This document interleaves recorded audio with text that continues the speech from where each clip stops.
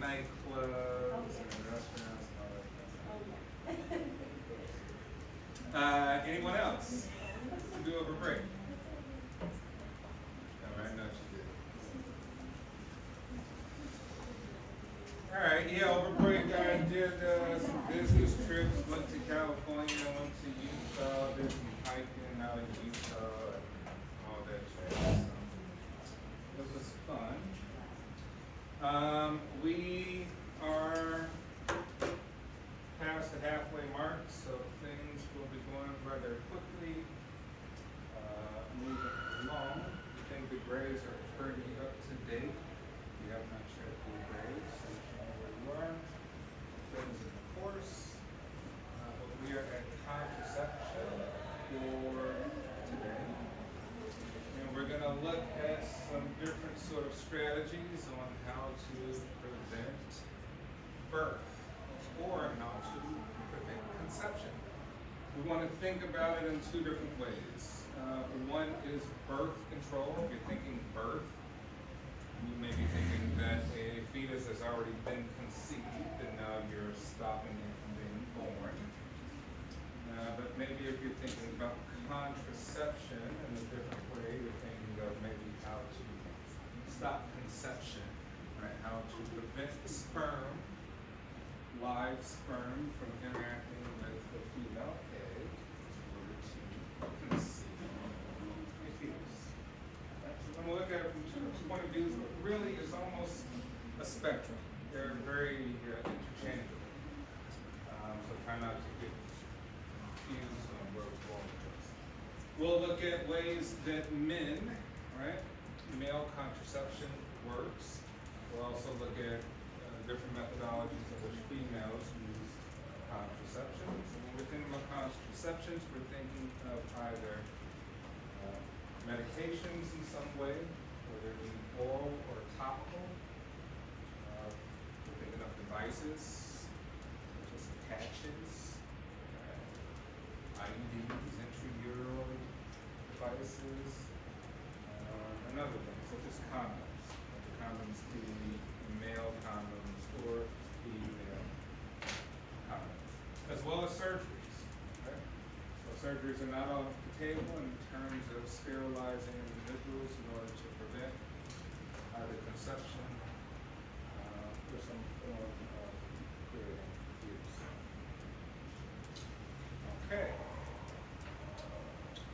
So after this, we'll get our next group to present, and we'll have a few discussion questions beyond that.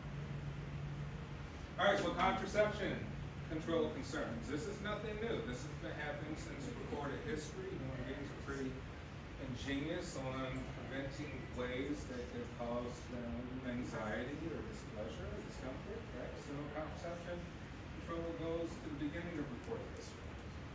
Okay?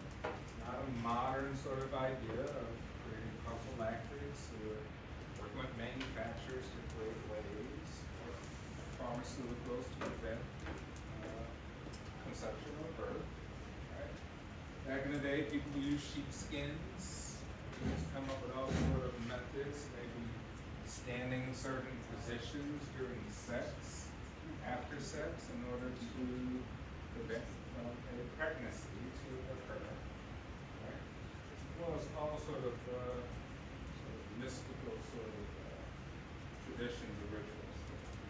But here in the U.S., we have things like laws that either states tried to pass, right, for some various reasons. Predominantly, they were moral, ethical, or religious reasons to prevent individuals from having sex without the consequence of pregnancy. We had things like the Comstock laws in the 1800s, they relatively like middle to late 1800s, which really dealt with making it illegal to distribute mail systems, which was the predominant sort of methodology of delivery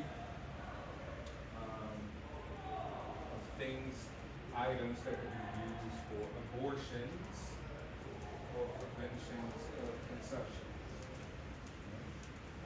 And even material to inform or educate individuals on different methods as well too. Right? So you say the states were using their power to override individuals who may have thought that they had the right to choose how pregnancies would occur in that romantic sort of situation. Then we have individuals like Margaret Sanger. Who's familiar with Margaret Sanger? Margaret Sanger started the American Birth Control League. She was an activist, female activist. The American Birth Control League later sort of fostered the advent of Planned Parenthood. Right? So Margaret Sanger is sort of the trailblazer that led to Planned Parenthood creation, right? Which is really, in essence, getting government funding, government involved in the facilitation of birth control and contraceptives, right? Sort of dedicating tax-funded money, right, to either educate, give accessible sort of locations where people can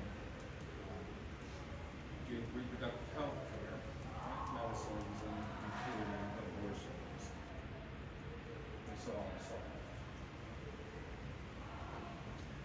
The U.S. Supreme Court had some rulings later on in the 1800s and early 1900s that sort of overrode states' rights and say, hey, the Supreme Court says that it is unconstitutional, right, to bar individuals from getting access to devices or medications or being educated about preventing births, right, or pregnancies. That happened with Griswold in Connecticut, and also with Eisenstein and Baird. And Eisenstein and Baird, I think that one dealt with the issue of having unmarried couples. But I think what happened is it kind of stopped for a while to say, well, married couples have the ability to get access to all the sort of strategies to prevent birth, which we call family planning. Well, married couples are a family, and so therefore they can have the right to plan their family, but unmarried couples would be in illegal territory to participate in those sort of activities. Right? So with Eisenstein and Baird, the Supreme Court kind of overruled that ideology and said, no, everyone needs to have access. Right? Not just married couples, but also unmarried couples.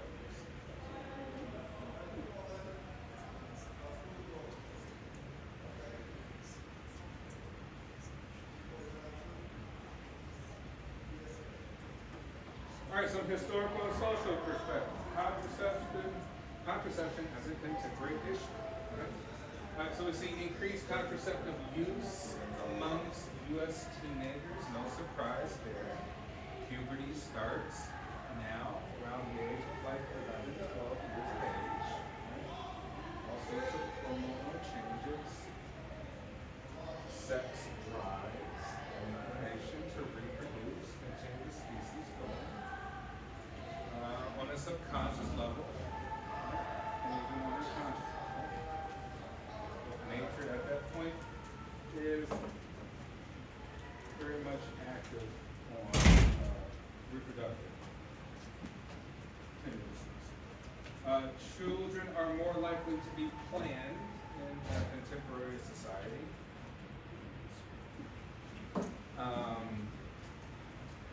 How many people in class do not want children?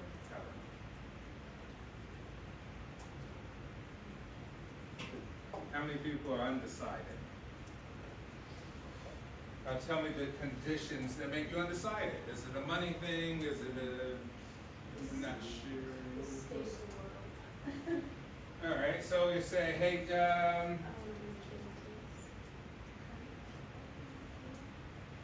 right, you say, hey, state of the world. I don't know, is the world better or worse than it was in the 1800s, 2,000 years ago, whatever, right? But now we have more choices available to make sure that we possibly can prevent, right? When we say nothing really here is 100% proof to not reproducing and creating a child other than what?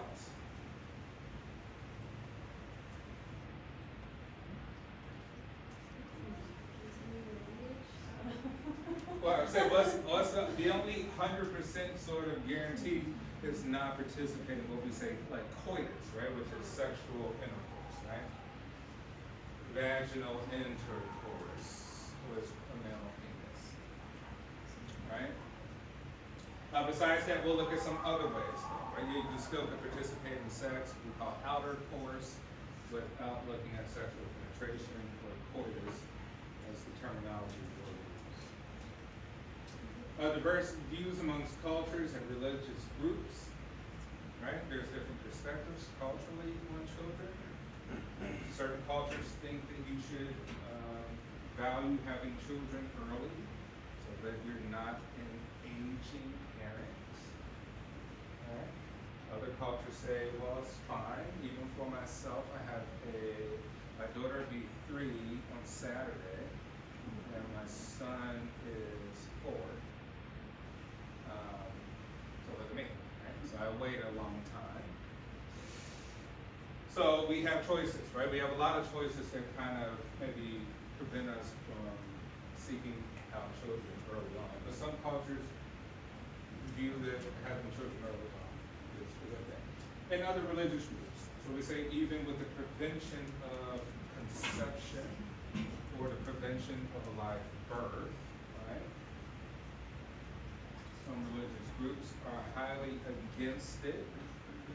So we don't subscribe to that ideology. Sex is a sacred act, right? It should be used only for reproductive purposes and family planning.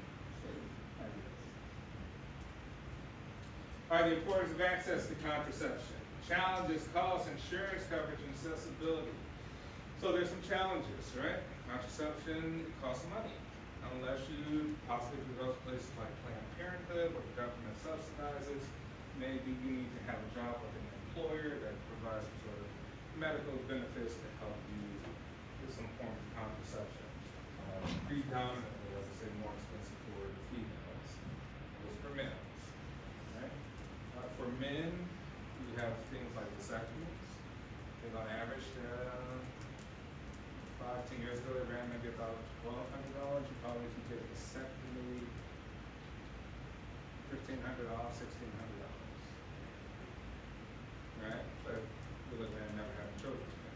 Can be reversed, but who knows the success rate of you being able to still have children. And accessibility. Should it be available? Those are some of the questions. One of the questions I'm going to ask has to deal with accessibility, and we'll look at that too. Contraception as a global issue, right? Worldwide use has increased dramatically. Are we creating an environment where human beings just seek out sexual pleasure with no natural consequences? Remember, say here we're dealing with things that are natural and unnatural, right? Unnatural are human constructions. Natural would be without the human constructions.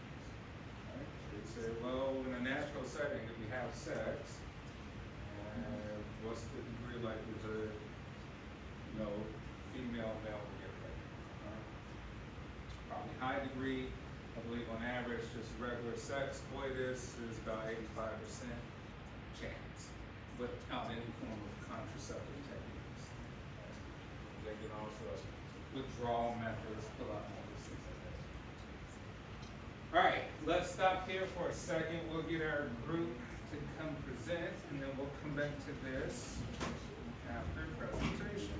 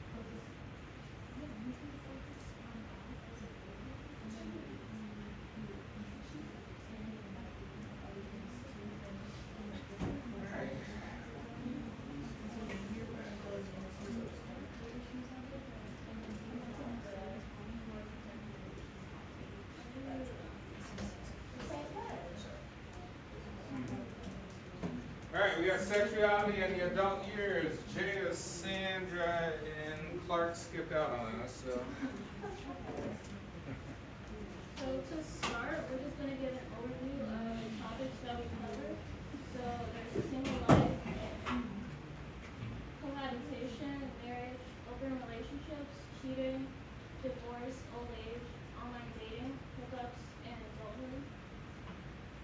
For single living, data shows that about 45% of American adults over the age of 18 are not married, which is a significant increase from 28% in the 1960s.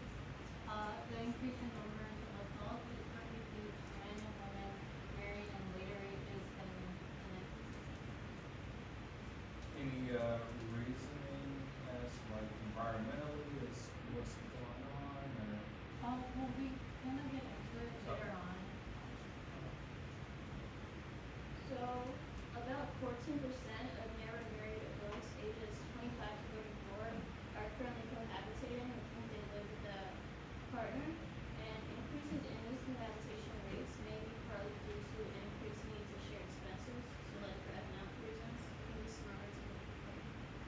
For specifically cohabitating, is that like dating or like does that include like roommates? We're mostly talking about dating, not really roommates, so just people that have like Romantically involved. Yeah. This is data, like we said, people into 45 who cohabitated or never married.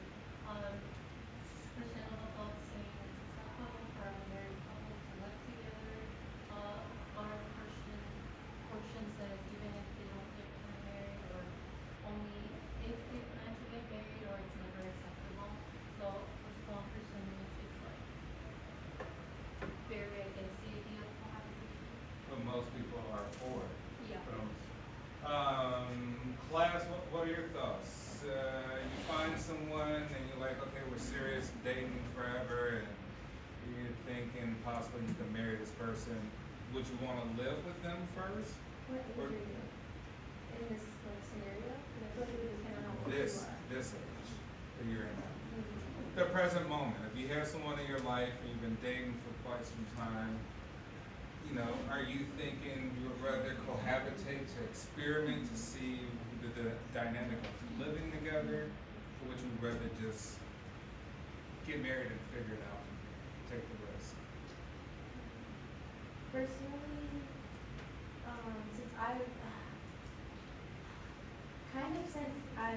if I didn't go to college, then I would say that I would live with the person first before getting married. But since I'm in college, I kind of get a feel for how they already live because you know I've stayed the night with them and then I've seen how they operate over a span of a couple days.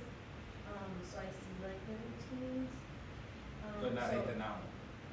You Yeah, have to so, share like, like costs with them. if no, I'm not. Yeah, but if the price of everything wasn't so high, it's just So once again, it's I would true, rather right? get married. Yeah, I would Okay. rather get married first and then live with them. Gotcha. But since cost of living is so high right now, that would be the only reason that I would move in with someone before getting married. Okay. Yes. I think well nowadays people tend to move in together because they have that mindset of you don't really know a person until you live with them. So I feel like that's a large part why people are now cohabitating. But I think I've seen somewhere we didn't have this statistics. There's this statistic where apparently if you move in with someone before you marry them, they're more likely to get divorced.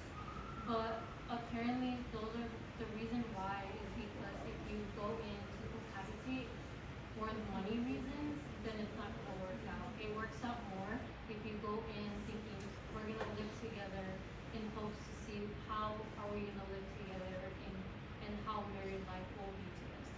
You're less likely to get married after living with them for you to also. Like, if you're living with someone for 5 years, what's the point of getting married at this point, you know?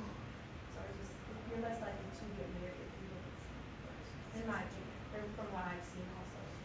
So getting married without living together is more of a leap of faith in in some sense, and as opposed to living together as more of a transactional sort of experiment to see where it can go. Who would get married without living with someone first?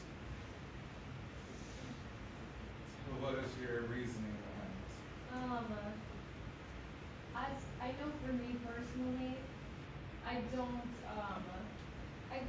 I wouldn't say that I'm the type to like really jump into relationships that quickly, because being an already cautious and, I guess as we established before, very premeditated type of person, if I'm already dating them, then I already have a very strong intent to live the rest of my life with them.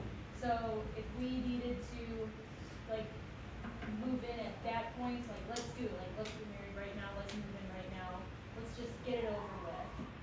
Because I've already decided, because if I wasn't already decided, then I wouldn't be with you, Okay. yeah. So who else would want to live together first? Yes. Wait, Oh, who would want to live together first? I would be a person who like, I have to live with you first. Why? What's your rationale? I am a person, I think, again, I'm a very premeditated person, but I think it kind of goes into the trust thing where it's like, I don't really know you, so it's like, for me, marriage is like, I at minimum have to like keep dating someone for a year plus. Like, the people who are like, I've known them for like 6 months, I think we're gonna get married. I'm like, you haven't been through the winter with them. How do you know? Like, that's the sort of thing. I'm a person that's like, I need to know everything about you. I need to live with you for multiple years. I need to know all these things before I trust you. Because me too, like, I hold marriage so important. Like, if I'm gonna marry you, that's it. Like, I don't wanna get divorced. I don't wanna try it. I know it for a fact you're my life partner, and that's it. So we live together, we get into it. So a lot of information when you share space with an individual as opposed to not sharing space. Right? Even though a lot more information you gather from an individual by sharing the space with them as opposed to not having that experience of sharing the space. Yes, and I think there's a certain amount of that where it's like you're never gonna get that if you only go over for a little bit, and it's like once you really live in their space. And then the other thing is it's like you're not gonna really be living with them until like you move in and your stuff is there, and it's like now I have to understand how they keep their bathroom and how they clean their kitchen and stuff, because it's like every other time I go over there they cleaned up or they did this or they did that, and it's like now that you're in a relationship you're sharing. So then you're just house hopping, if it doesn't work out, you're just house hopping from relationship to relationship to relationship, like you're just moving in with multiple different people throughout your life. Yeah, I'm going to meet someone, start not living together first, talk to them, how's this going, can we get to the point of we trust each other enough to date, and then, okay, we've been doing this for a while, this seems secure, let's get married. It's like, that's so crazy, because I hear you guys be like, that just doesn't even make sense to me, and I like try out My this thing. parents got married after only meeting each other for 6 months, and then they've been together for 26 years now, so it's like, they never lived together until, obviously, after they got married, you know, it's worked out, but I know there's like special cases with everything, but it's worked out for them. The same thing happened with my current boyfriend's parents. They knew each other in college, they got married and didn't move in with each other, they've been together for 20-something years, so I just, and then I see people who are living together like on social media for like, yeah, we've known each other since high school, we moved in together, we've been living together for 5 to 10 years, and then once they get married, it's like, everything kind of goes downhill, or they never get married, which is fine for some people, but. So maybe too much information before you enter a marriage is not necessarily a great thing, right? Because maybe partially it is a leap of faith because your focus is on the relationship itself, not the little ticks that potentially may come on from people's behaviors. That if you already sort of experimented before you jump the gun to get married, then you can make an assessment and say, nah, I don't think I want to do this. Because you're gonna struggle regardless of living together or in marriage, you're not just gonna get a divorce after one little kid, hopefully not. Yeah. But you're gonna struggle either way. It's interesting. Okay. All right. Sorry for breaking. Sorry.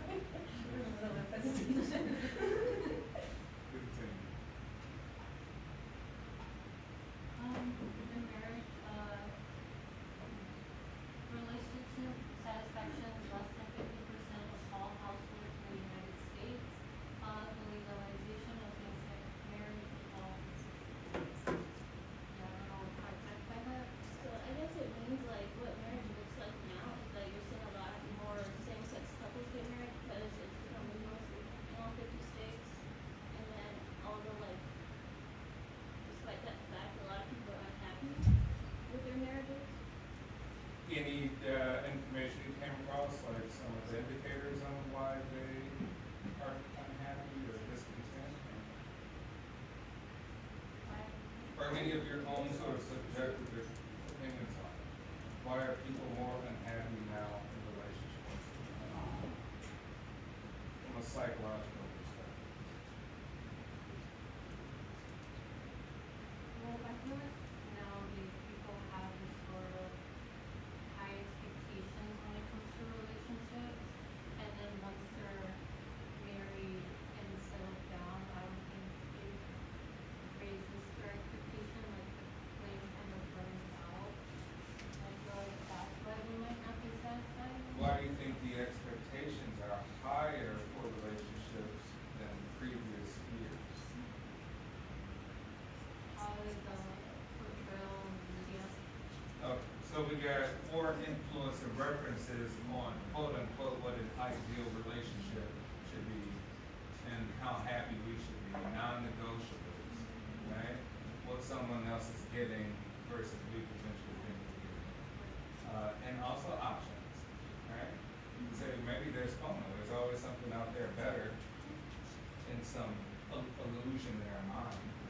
And so people are constantly just moving around, bouncing around, never finding somewhere to put it up, because they're always seeking out something better in the first place. Okay. The expectations of marriage to fulfill many needs and these support networks for couples and their children are part of what makes marriage challenging. And research can predict the high degree of success and probability that a couple will experience marital happiness and remain married. So it means that like couples who it means they can look at couples and figure out how they're handling challenges together, and that would give you an indication of how they would do as a married couple. Do you have stats on like divorce rates? I think there is a slide about divorce later on. Is it still quite so? Yeah.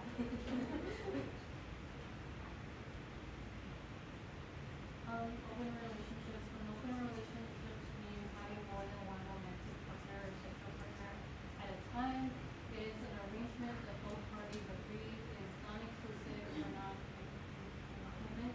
Can lead to problems as the relationship may end as one person becomes jealous or not agree with the open relationship. Anyone with an experience of starting an open relationship and later having the problems of jealousy issues? Who's okay with open relationships? Define open relationship. That one right there. Non-exclusive, non-monogamous. Right? Are they realistic? So when I think of open relationships, it's, hey, we are dating romantically, but then the sex is open. But then, in this definition, it's also meaning more than one sexual partner at a time, so that's also like, are you in an open relationship if you're single and just seeing multiple people? Because through other people, yeah, they never find dude. Or if you're gonna do that, like, there's an old joke that's just like, the triangle couple of like 3 people, you're like, oh no, someone's always gonna get jealous, you just need a 4th person.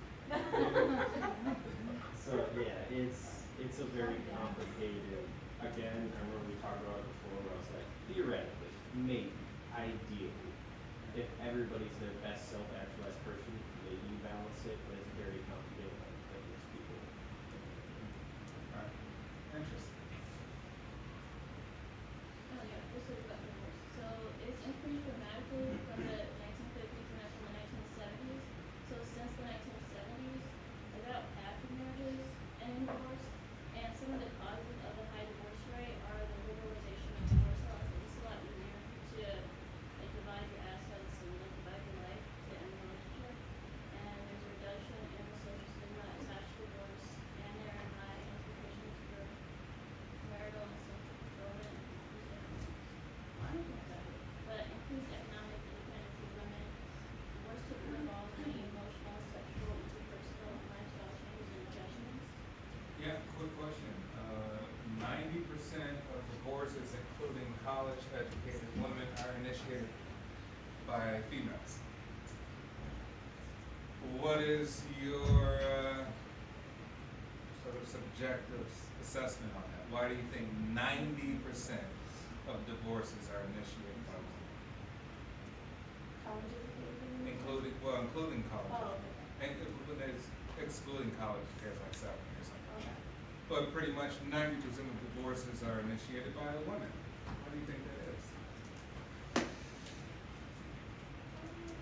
Maybe because they see a problem and dwell on that problem, and they'll just build up and build up and build up over the years until one day you left a dish in the sink and it's all over, and then, I don't know, they know that they'll deserve better than that. Like, for women, because like for women, it's more the emotional thing. Like, every day if I'm being emotionally tormented by being married to this man, then I'm gonna end up divorcing him, but I don't think women really generally feel that emotional turmoil all the time, you know? Because we're more emotionally connected to ourselves than men.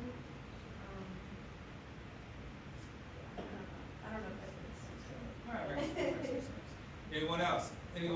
Yes. I guess kind of like a stereotype you could talk about that is one that I think we commonly hear is traditional gender roles, guy pursues women. I think it works best, the example, in stay-at-home mom, man's working role. Man pursues woman, is going above and beyond to make her happy, court her, get married her. Once that man then marries the woman, he's like, cool, I am stable now, I have attained marital status and all these things, and maybe he's not going above and beyond to make her happy anymore. So trying to make her happy and all these things, it's not like he doesn't love her anymore, but he's putting all this effort into just sustaining the family, and a lot of women go, oh, he doesn't do all those things for me anymore because I like it when he's courting me. And then women get upset about that, and it's that they're sitting there, they have the emotional intelligence, guys don't get it, or they don't communicate it, or something like that, and yes, resentment builds, and they just split. And the guy is oblivious the whole time, being like, I'm happy, I'm married, I'm doing all these things, and the woman's sitting there saying, well, I want more, my husband isn't saying anymore, things have changed. So after marriage, you're saying a man's drive kind of stabilizes or lines because he used most of the motivation and drive just to get that point of. I have heard this saying that it's once you get married, you don't stop dating. The idea is, hey, you should continue putting in all the little effort and that sort of stuff for both parties to like still show that affection and that sort of thing. And I think a lot of times men will do that and then they'll stop trying to win her over because he's like, you said yes to me, you agreed to marry me, and they think their understanding is like, you just love me, we're good, right? Everything's fine kind of thing. And maybe they're not expressing, I would like you to bring me flowers, I would like you to surprise me, I would like you to take me on a date, etc. Whatever. But I think yes, there's a little bit of this. Men feel this unspoken pressure to perform, be the actor. Let me prove to you that I should be your husband or whatever, and then they say yes, and then they're like, well, I don't have to do that. So the men are projecting an ideal self to attain the woman, and once that sort of subsides and the real self comes out, right? Ideal self for Then the expectation extra should- effort. Yeah, Okay, extra gotcha. effort kind of thing. It's not like, oh, I'm better than you I am. It's like, I'm just trying to do everything the best, and it's all about doing what can I do for you kind of things instead of my sister. Interesting. All right, continue.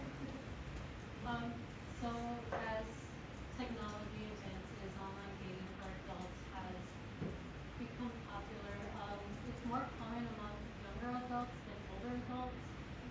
More LGBTQ adults are more likely to use a dating app or site compared to straight people. Men are more likely to be on dating apps compared to women, and non-married adults have most likely used dating apps or sites compared to married adults.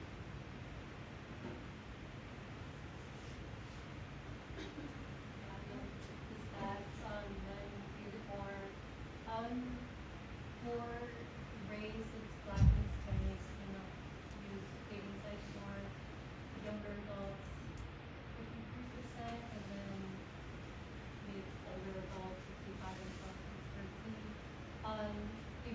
college, some college people use it, urban, people who live in the urban side,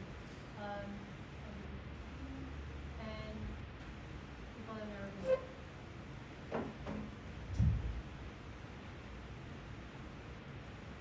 And then, the most used app is Tinder. People reported that they have a more slightly positive experience using dating apps. 53% say it's positive, while 46% never had some negative experience. Women tend to be overwhelmed by how many messages they receive once they're signing up on a dating app, while men tend to be more insecure by the lack of messages they receive. 52% of people come across a person who they believe is trying to scam them. So scamming and dating sites are a thing, and Catfishing. yeah. The convenience of dating apps have contributed to the rise of which one?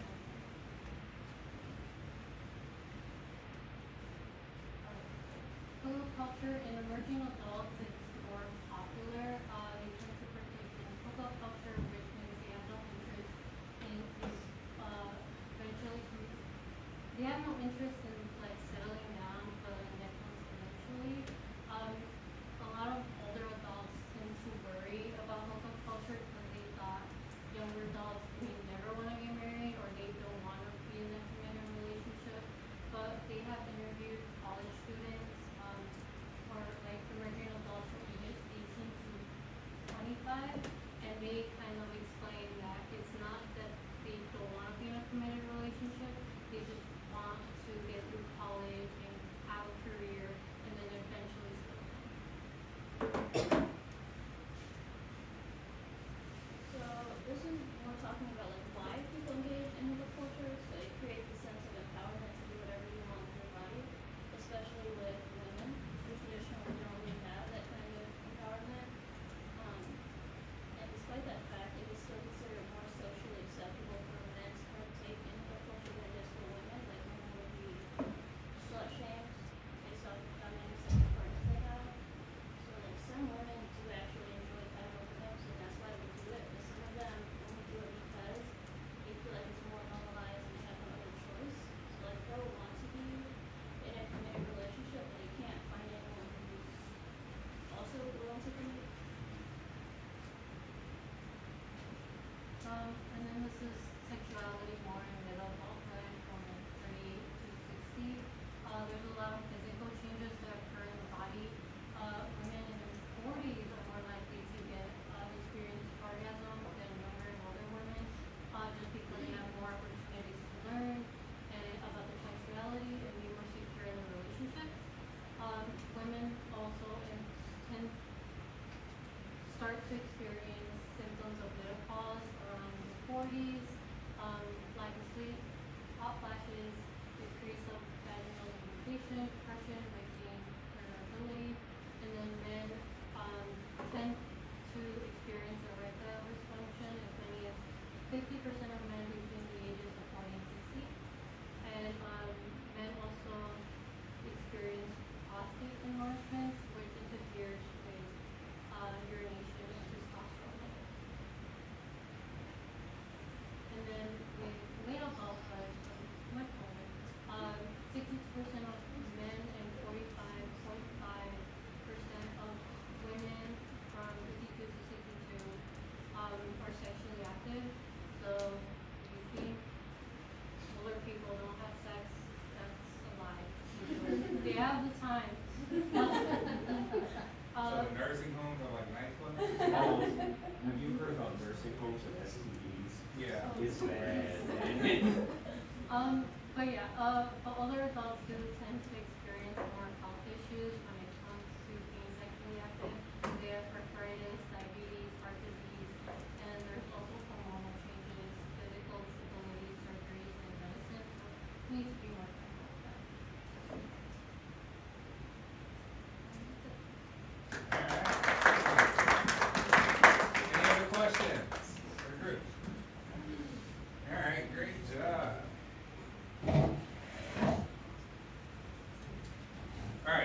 get to just a couple discussion questions before we pick up the lecture again. Let's see, what's our first question?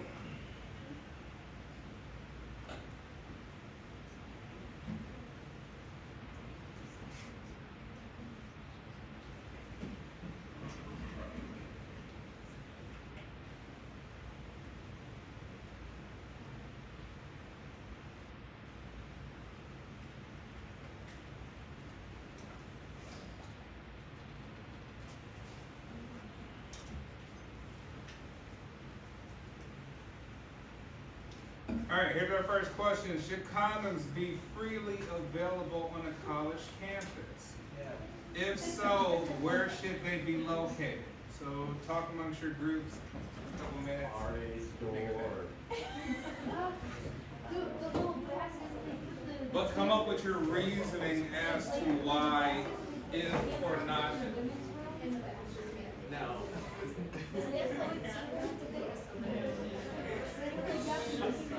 And then think of also the consequences. Are you creating an environment where you are facilitating that behavior or are you not?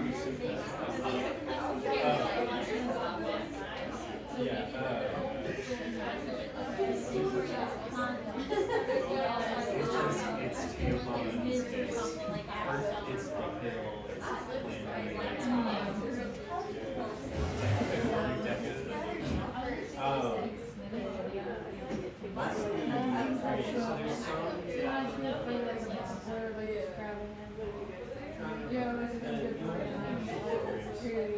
Okay, well, I think basically like, hey, you're a street addicts, don't use needles while getting clean. At least that. So they basically did that, and they were like, hey, it's helping reduce, infections, stuff like the danger of their needles, but then I think they're looking at it for adverse consequences of it was they saw an increase in use or something like that, or it's like, hey, it's easier to do it, so like people and there's like especially some cities where they do legalize this thing or decriminalize it, like you're saying, Seattle is a problem right now where they did that. So it's like, yeah, so like, it doesn't, it seems as it does some stuff, right, so you kind of think it's more like, okay, educate, make them do it themselves.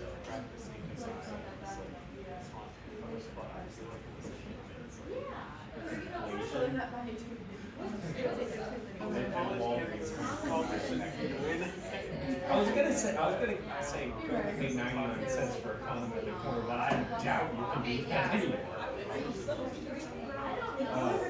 So we're gonna do that. okay, alright. Close. So is it assorted? Yeah, this one's a salad. She's looking it up on Amazon. A pleasure pack I think that's funny. CVS is $7.99. Exactly. Wait, how many are the pleasure Well, Nine. oh, nine. Yeah. Wafers does. What does it say? Twisted, I can't believe it. Oh, her pleasure and then ultra. Right. Ultra. I was all saying. I don't know if you, I think probably also, college students, those kind of not gonna be used for fucking sex. Someone's gonna be blown out like a At CVS, it's $7.99 Oh, wow.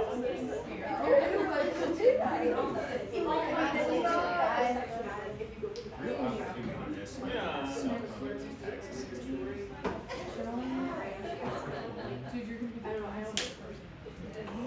Wait! Okay. One that's like, We were just kind of looking around and, hey guys, tattoo on it, so we take what's that. happening? What are we thinking? Group one, what are your thoughts on this matter? introduce the price. Sorry. No, Basically, I was saying, it seems like Caitlin also mentioned, like, people just always come by and grab them by the handfuls and shit, and they're not actually gonna use them. So it seems like probably a public expense that would be abused. Don't really need it.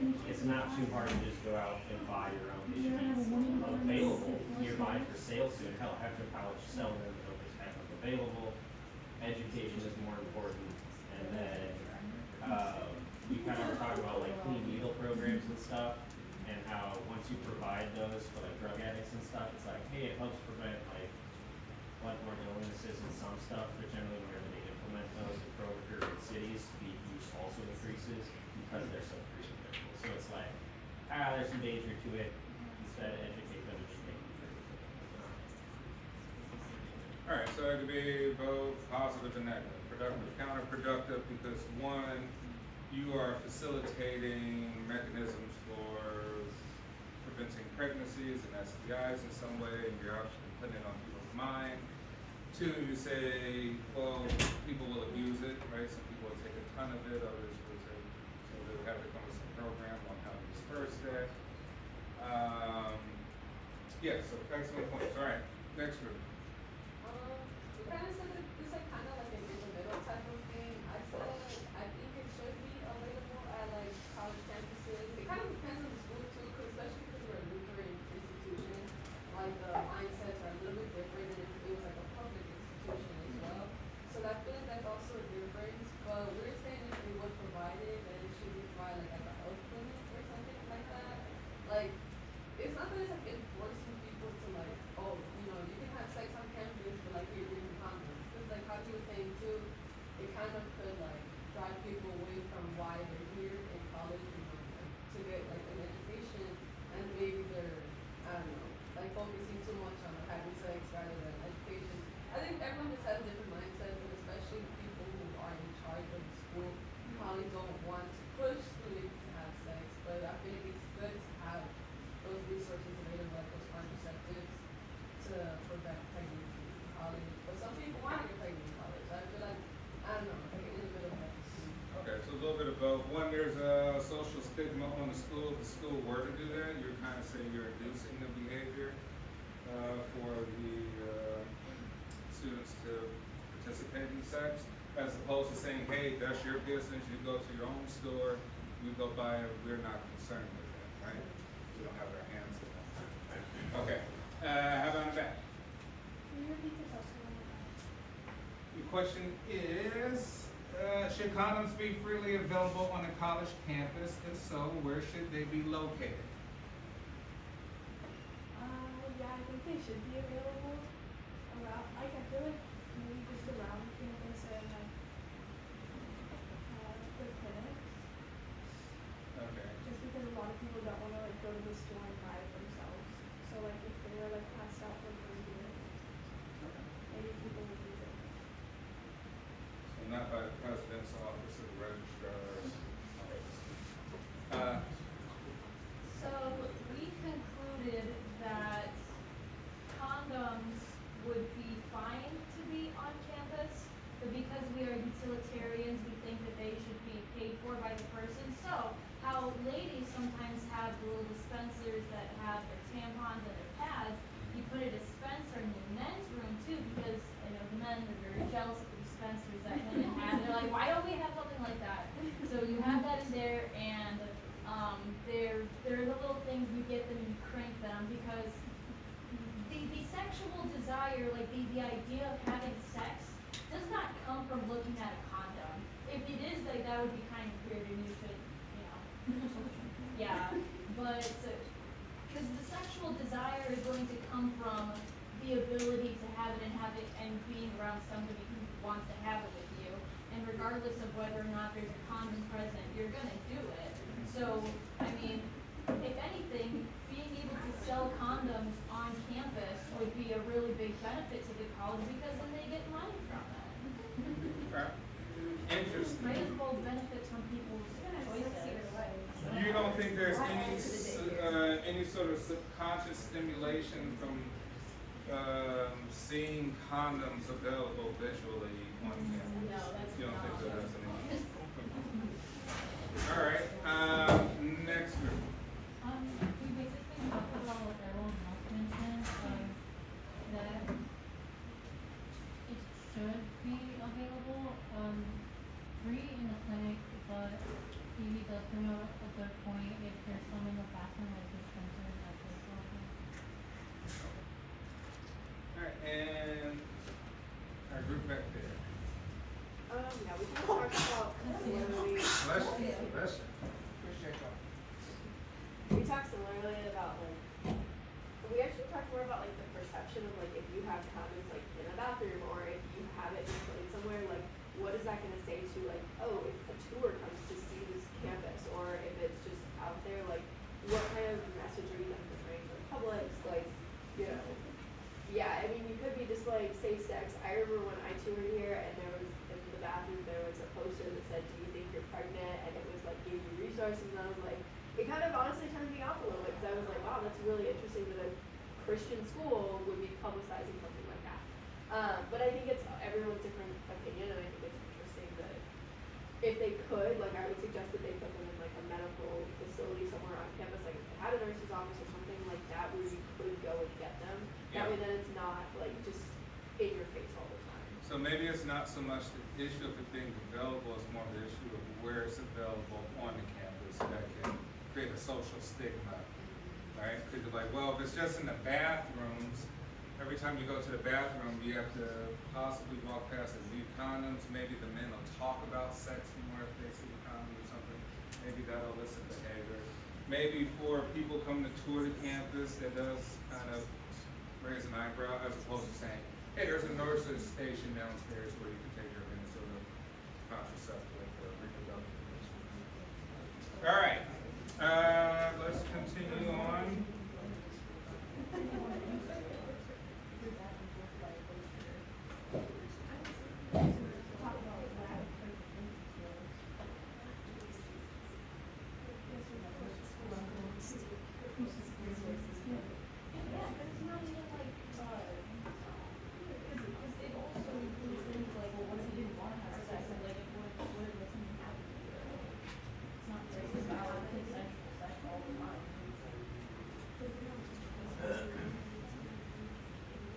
Well, we have to think, right? Okay, we think for a second about nature, right? Remember oftentimes to say, hey, nature doesn't necessarily care what you think. What does that mean? Well, you think oftentimes with a conscious brain, which we say, hey, we're aware, right? We know. When you don't know, even if the information is there, we call that the subconscious. In order to know, you have to bring the subconscious to the conscious, to know, to infer. So subconsciously, we are hardwired to reproduce. It means all of us want to have sex. Subconsciously. That's the design of nature, is to keep the species going for any organism. Human beings are no exception to the rule. Now we say, well, consciously there are external forces out in the environment, social constructs, things that create morals and ethics, ideologies, philosophies, advertisements, commercialization, things that say it's okay to have a ton of sex or not to have any sex at all, right? All sort of constructs. And that would be sort of the forces driving or pulling you to make decisions that are contrary to the subconscious. The subconscious loves pleasure, sex, right? It wants to reproduce. That's what the drive is for. Which means you are constantly in conflict, and it requires mental energy for you not to have sex, to be of some sort of discipline, to avoid it, to not think about it, to be active engagement, because we automatically do desire food, water, sex. They are part of our biological needs at the base level of our existence. So we have to think about that. Well, having the condoms displayed, I don't know, out and about, may potentially, for some, right,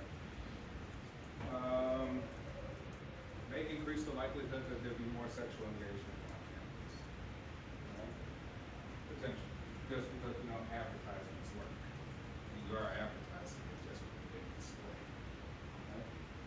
And that can induce a subconscious drive and urge, and you will see maybe an increase of people engaging in the activity, even though they consciously think that it would be contrary, that they wouldn't engage. Right, so something to think about. We're in constant conflict between our nature and our conscious mind to think rationally, logically, be disciplined, and all of the above. Right? So we're at war with ourselves. That's what life is. This is anxiety. The perpetual anxiety between pleasure and pain. Moving away from pain to seek pleasure in any way, shape, or form. Right? That's why we say even boredom is anxiety. You look at your phone and laptop in class because you want to get back to homeostasis. You're like, I'm bored, I'm going to look at Instagram notifications. Because it's anxiety. It's causing you stress to maybe listen to something that sounds boring. Just as simple. Like shake your knee, touch your hair, touch your face. You're not thinking of doing that. You are automatically doing it. There's two minds inside of you. The mind that's coming here to class to think, and then the automatic mind that uses the bathroom, has sexual urges, gets hungry, thirsty, don't have the thing to walk when you walk down the street, don't have the thing when you drive a car. You've already conditioned yourself to automatic process. Okay, now back to contraception. It takes two, share responsibility in choosing a birth control method, right? More couples share contraceptive decisions making than in the past. We know that now, well, there's reasons. Socially speaking, like, well, there's a lot at stake. Maybe somebody doesn't want to have a child. Maybe somebody does. So it's probably best for the two people to have some sort of communication because maybe a man could be up for child support if he's not interested, right? And maybe the woman say, hey, it's my religious, ideological sort of principles to not have abortion or prevent, from conceiving for some reason, right? So it's better to, now that we have better communication, to sort of share in the decision. Asking about birth control before intercourse. This seems to be more prevalent now. People are engaging in the conversation. Or, hey, are you, usually it's the men asking the women, are you on any sort of contraceptive? And then choosing the birth control method, we gotta consider effectiveness. We all have different chemical makeups, body makeups, hormonal changes, so we have to be in consideration of how effective patch versus an IUD would be. Well, what's the cost, right? The ease of the use. Maybe some people are allergic to, say, things that have to go inside of the body, right? You know, condoms and IUDs, potential side effects, things that can cause us issues in the uterus, cervix, things of that nature, and backup methods. Then we got outer course, where we say non-coital. Remember, coital is sexual intercourse in its rawest form. Non-coital forms of sexual intimacy. So engaging in sexual activity without intercourse.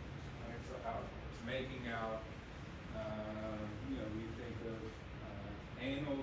maybe anal sex, oral sex. All sorts of things like that without engaging in sexual intercourse between vagina and penis to create a potential birth. Right?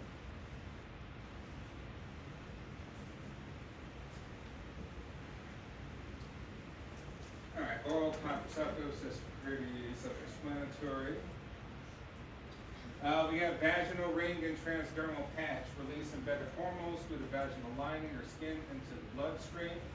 Right? So you can alter your sort of chemical makeup, things dealing with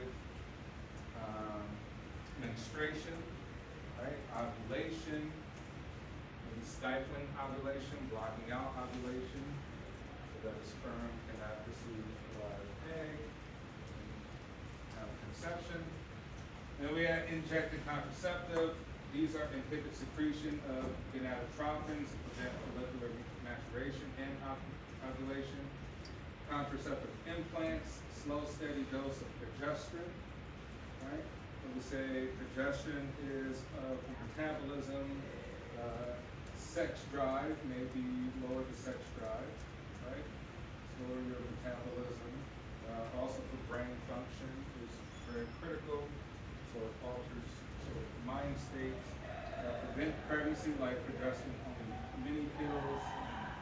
And last but not least, we'll stop here with this topic, right? So we got prophylactics, rubbers, latex, polyurethane, or natural membrane. Male condom sheath fix of erect penis. Female condom worn internally by a female. Usually there's a mechanism to sort of stick it up into the vagina.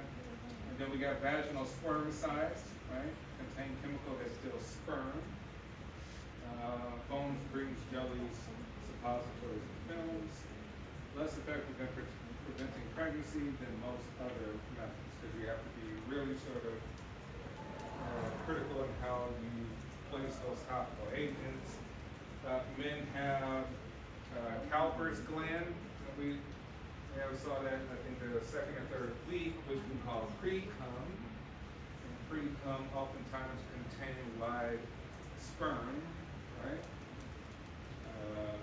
So Cowper's fluid or pre-cum is used to lubricate and kill acidity within the urethra of the penis. There's a lot of acid-like sort of formations, and it's there to sort of lower the acidity level and to lubricate. Okay, we'll end off here. If we have our other group on Friday presenting, and what was the time of this Constitution? Yes, history plus a couple of other miscellaneous items. Okay, all right, excellent. Looking forward to that. All the great